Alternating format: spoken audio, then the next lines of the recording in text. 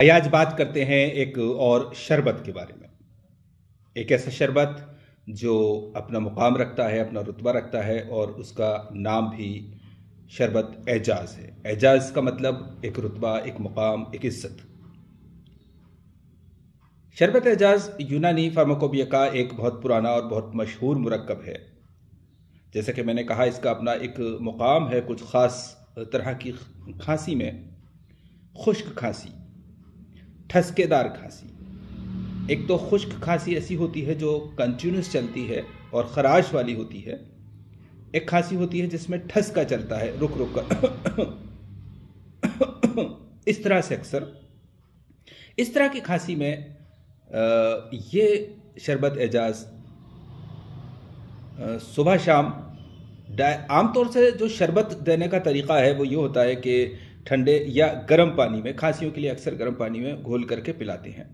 लेकिन शरबत एजाज को पिलाने का या देने का तरीका थोड़ा अलग है। इसको एक किसी भी डिब्बे में, बर्तन में, छोटे उसमें दे दिया जाता है और वो उंगली लगा लगा कर चाटा जाता है।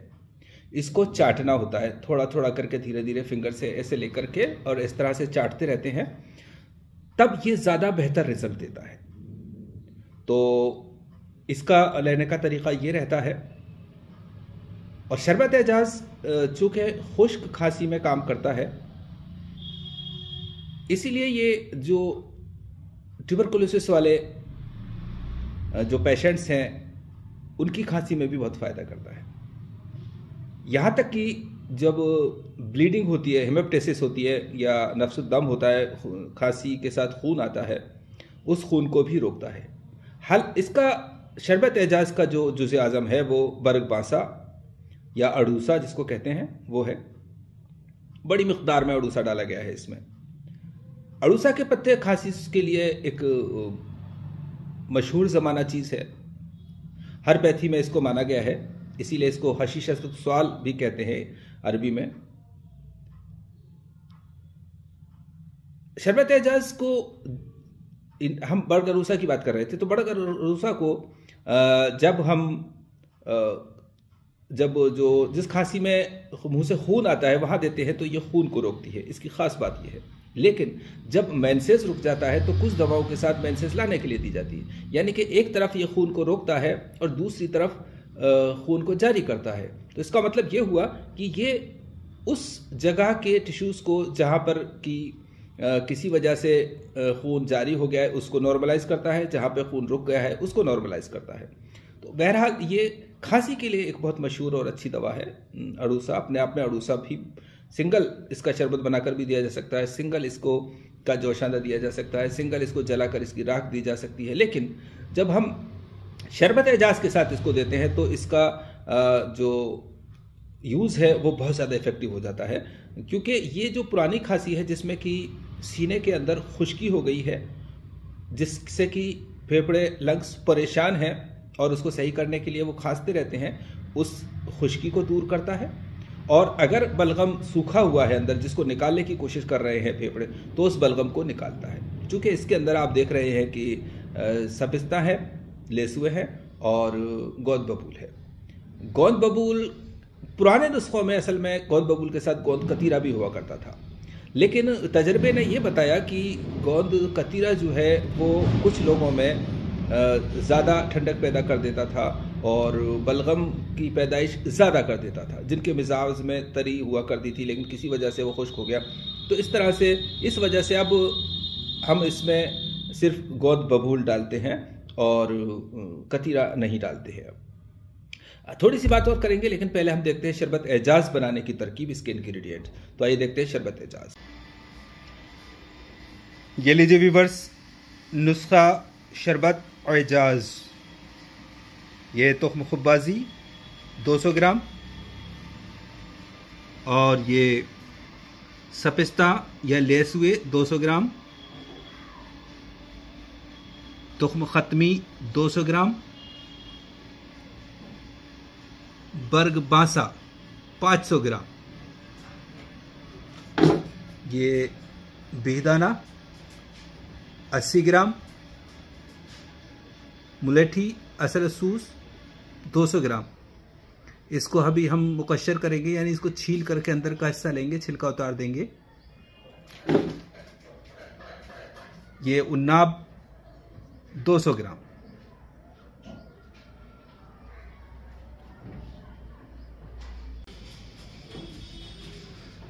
और ये गुल नीलोफर 200 ग्राम।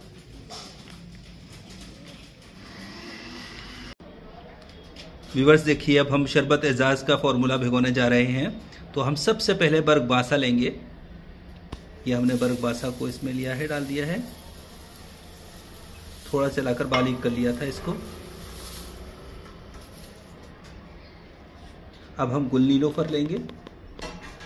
गुल नीलोफर को हम साबुत ही डाल रहे हैं, ये बहुत आसानी से गल जाने वाली चीज़ है। इसके बाद देखिए हम उन्नाब जो नीम कोफ्ता यानी कूट लिए गए हैं वो डाल रहे हैं हम इसमें।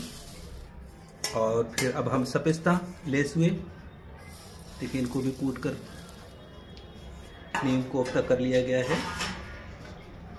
और अब ये तुख्म खुब्बासी जिसको हमने पीस लिया है, कूट लिया है। और अब हम तुख्म खुब्बासी जिसको हमने थोड़ा बहुत चलाया है मिक्सर में, ये डाल रहे हैं हम। और फाइनली देख सकते हैं आप, ये मुलेठी यानी असलसूस मुकश्शर करके डाल दी जा रही है इसमें। और इसको हमने मुकश्शर किया है, कूटा है, बारीक किया है, लेकिन जो बिहदाना है उसको हम कूटते पीसते नहीं है, उसको साबुत ही डालते हैं। देखिए बिहदाना डाला जा रहा है इसमें।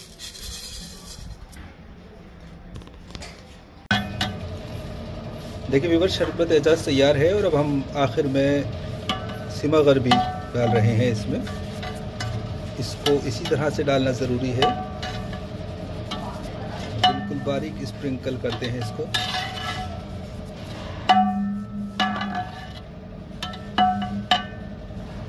अगर एक साथ ज़्यादा डाला जाएगा तो ये गोल लड्डू बन जाएगा। तो इस तरह से पूरे गोंद को डाल के मिक्स करके शरबत तैयार। तो डियर यूनानियंस, आपने देखा शरबत एजाज का नुस्खा और शरबत एजाज को बनाने की तरकीब। चूँकि आपने ये देखा होगा कि इसमें बीदाना भी है। बीदाना का जो ख़ास काम है, जो कहीं भी लुआब तरी पैदा करना है, लेकिन इसका एक बड़ा मकसद जो है वो है हरारत को दूर करना। यानी कि इसके जो लुआब है उसमें ख़ास बात यह है कि जो जिस्म के किसी उज़ू में जो हरारत भर गई है उस हरारत को एब्जॉर्ब कर लेता है और वहाँ पे ठंडक पैदा करता है। और जो पतली रतूबत है उनको गाढ़ा करता है, जो खुश्की है उसको दूर करता है। तो इस तरह से ये इसके मल्टीपर्पज़ हैं इस बीदाना को भी यहाँ इस्तेमाल करने के।